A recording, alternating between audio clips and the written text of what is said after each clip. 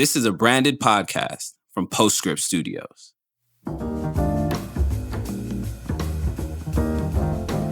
The landscape for peaker power plants in New York is changing. Over the next 2 years, dozens of aging oil and gas-fired plants will be phased out around New York City, thanks to stronger air quality rules and the state's climate law. It's aimed at, specific power plants in the New York City area primarily, and allows us to think about, for those plants, what's the future really look like?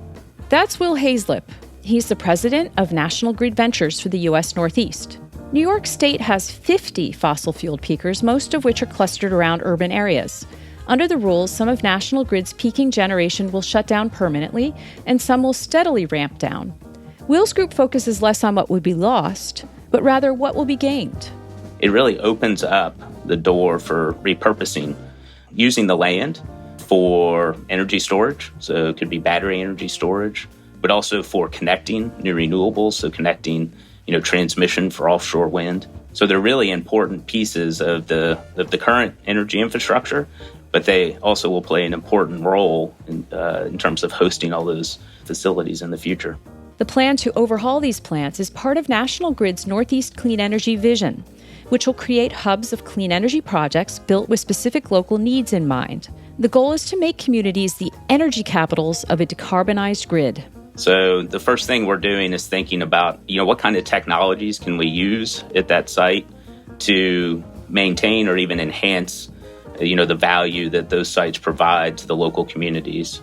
That's what we think about every day, quite frankly. And the stakes couldn't be higher.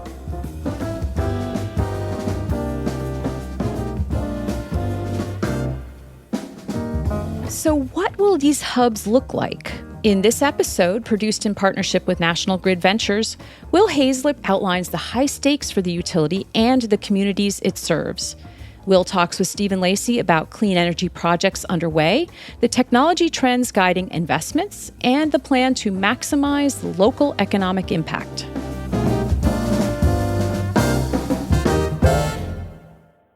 In broad buckets, right, it's lots of renewable power generation. So offshore wind for the Northeast, over 25 gigawatts of offshore wind, over 60 gigawatts of onshore wind and solar, 35 gigawatts of energy storage and dispatchable emissions-free resources, and 20 gigawatts of transmission. So that's broadly. So what's it look like in terms of each region? Well, downstate New York is going to see a lot of offshore wind, right? So we're going to see probably 6 to 10 gigawatts of offshore wind connect into Long Island over the next couple of decades. So Long Island's going to have a ton of offshore wind, and then they're going to need to be able to export that. So more transmission connections from Long Island to the rest of the state.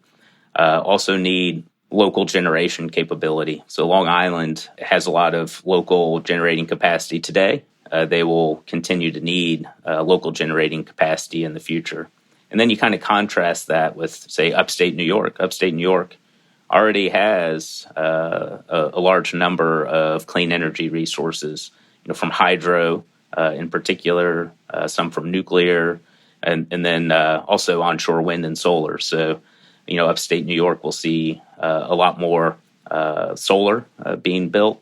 I think energy storage will probably be a common element throughout. Then when we think in terms of clean fuel, clean fuel will absolutely be necessary. And we'll see a lot of that production where the renewable resources are concentrated. So we think upstate New York is already going to be home to one of the first large-scale clean, green hydrogen production facilities in the country. And that's because of the abundance of the clean energy in that area. So let's break down a few of these. Let's go to battery storage first. So what are you seeing in terms of cost and deployment trends in the short and medium duration battery space that will make batteries an important part of some of these hubs? One of the great things about batteries, lithium ion in particular, is it's commercial, it's scalable. We deployed a couple of large-scale 40 megawatt-hour each battery systems on Long Island several years ago, and they operate well and operate like peak power plants. That's a great thing. We'll see a lot more, right? So New York has a 6 gigawatt goal. Our modeling suggests, New York will need anywhere from 20 to 40 gigawatts of just basically 4-hour duration batteries. I think we'll continue to see deployment of short and medium duration. It's really more about getting the commercial framework, the regulatory framework right to do that. We think it can play a role on the transmission system as well as look like an energy generation resource. The price, obviously the cost of batteries has come down substantially over the last decade. That trend has stopped in the last year or so, given supply chain challenges like we've seen in the macroeconomy generally. But overall, we expect that to continue over the long term and make it an economic resource. And then things like the IRA are important to provide the investment tax credit for storage to make those even more economic.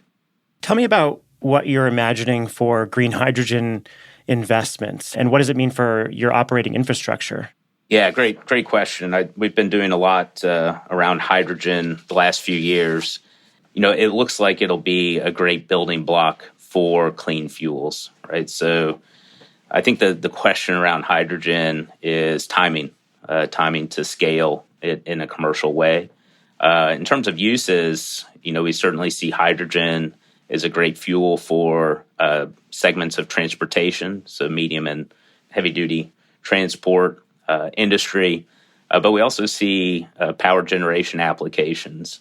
And so using hydrogen as an energy storage medium to be able to run power generation for longer periods of time than lithium ion batteries, right? So multiple days when the wind's not blowing, the sun's not shining, we see hydrogen as a viable alternative for that.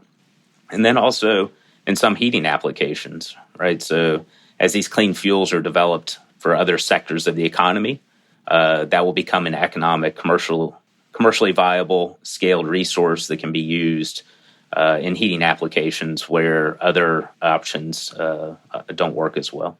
So the development of offshore wind is picking up in the U.S. We are still very much in the early innings. How would you characterize where your offshore wind investments are right now, and what are we looking at for development timelines? So I'd say, first, offshore wind, and one of the primary reasons why National Grid got involved in offshore wind is it will be the single largest source of clean energy for the Northeast U.S., like it is for many parts of Europe. So it's an absolutely critical resource. In terms of development timelines, and I should say we're extremely happy, proud to partner with RWE and secure a lease area in the New York Bight that can host over 3 gigawatts of capacity. And that joint venture is called Community Offshore Wind. In terms of development timelines, it takes a long time to put these projects together. And in the U.S., it's not just about developing an energy project. It's about developing the supply chain and the logistics infrastructure necessary. So we're planning to have our first phase of community offshore wind online by around 2030, so about 7 years from now. That's going as quickly as we can to get that online. So it takes some time, but it's great to see the opportunities that offshore wind provides to the region, not just in terms of clean energy, but again in terms of supply chain. So New York in particular is really focused on bringing manufacturing of turbines. So our proposal included working with GE to have a made in New York turbine, right? As well as secondary supply chain like steel fabrication, and so we have a unique proposal as part of our submissions to New York to bring secondary steel into the state. And then jobs, right? So offshore wind produces quite a few jobs through the supply chain, through the obviously construction installation, but also in operation. And so it's something that has gotten our workforce and the existing conventional power plants excited. And a lot of this development is contingent on the ability to develop new transmission lines or upgrade existing transmission lines. How vital is transmission for some of these planned hubs? And what lessons have we learned about how best to develop transmission to make this as smooth as possible and get these hubs online as quickly as you can? So transmission's absolutely critical. If we connect using Long Island again as an example, it'll have more offshore wind than it needs many times of the year. And so, having that transmission connection to the rest of the state so you can move the power from where it's being produced or injected in Long Island to where it's needed in the rest of the state is absolutely critical. So to put it in numbers, we see about 20 gigawatts of additional transmission capacity, through to 2050, both within and connecting New York to other regions. If you didn't have that, you would need about 15 gigawatts of dispatchable emissions-free resources on Long Island. Now, there's only about five gigawatts of generation capacity on Long Island today, so an additional 15 gigawatts it'd be quite a bit. So that transmission is absolutely critical to ensure that we're making the best use of the energy resources and connecting those energy resources to the demand. So this transition to cleaner sources of power is becoming increasingly economically attractive, and the question is, how do those economic benefits get transferred to customers and to the local community? So how do you maximize that benefit? I'll use an example with our community offshore wind project connecting into Long Island, and I mentioned one of our power plant locations where we'll be placing a lot of the infrastructure to connect the offshore wind farm. We placed those components very purposefully in order to ensure that the tax base that will generate goes to places where it's needed, where the conventional generating assets, as they retire, would create a gap in that local community funding source. And so we were very careful to place those assets in those locations so that those communities will continue to have a revenue source that really supports the local elementary school, middle school, high school in that area. The other is jobs. So when we think about our Port Jefferson power plant out on Long Island and being able to use that facility for hydrogen and using hydrogen to fuel future power generation, it's a great way to retain jobs that have been there for decades. Yeah, that brings us to a question about transitioning the workforce. And so that means preserving jobs or giving workers an opportunity to transition to other projects. How do you think about that internally to make sure people have the skills and opportunities to come along with the transition? Yeah, I think the energy transition is just that. It's a transition.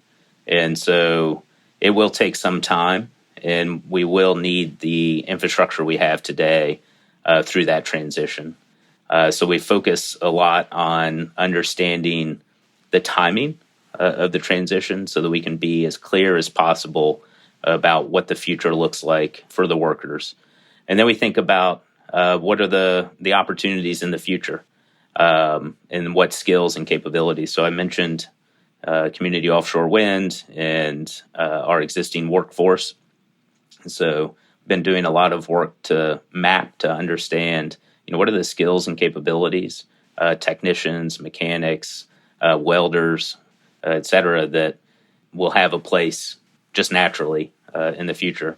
And then we think about what are some skills and capabilities that maybe we don't have in the existing workforce, like working offshore and training programs to do that. So, for us right now, it's about understanding what the future looks like, so that we can do the mapping and the planning and get folks trained if that's necessary, or just identify the place that they'll be in the future. So you have this big puzzle in front of you, and each location, is kind of a separate puzzle piece. How are you putting them all together? What is your mindset as you start to solve this puzzle? The word that springs to mind is open mindset, right? So we've seen that it's absolutely critical to keep an open mind as we think through this, because, again, not one size fits all. And quite frankly, there's still some unanswered questions. We know a lot of the pieces of the puzzle today, and I've mentioned those in terms of offshore wind, onshore solar, onshore wind, transmission, energy storage, et cetera. But there are other questions like clean fuels that we haven't quite answered. So we have to keep an open mind, and we also have to recognize that each area, each location is unique, and there's unique needs and challenges. So what's the right way to fit these different pieces together for that specific community that also fits into the broader energy transition? Again, that was Will Hazelip, the president of National Grid Ventures for the U.S. Northeast. If you want to learn more about National Grid's efforts to build the clean energy capitals of tomorrow, visit the link in the show notes. There you'll find details about offshore wind, batteries, renewables, and transmission. And you can read National Grid's plan to eliminate fossil fuels from its portfolio by 2050.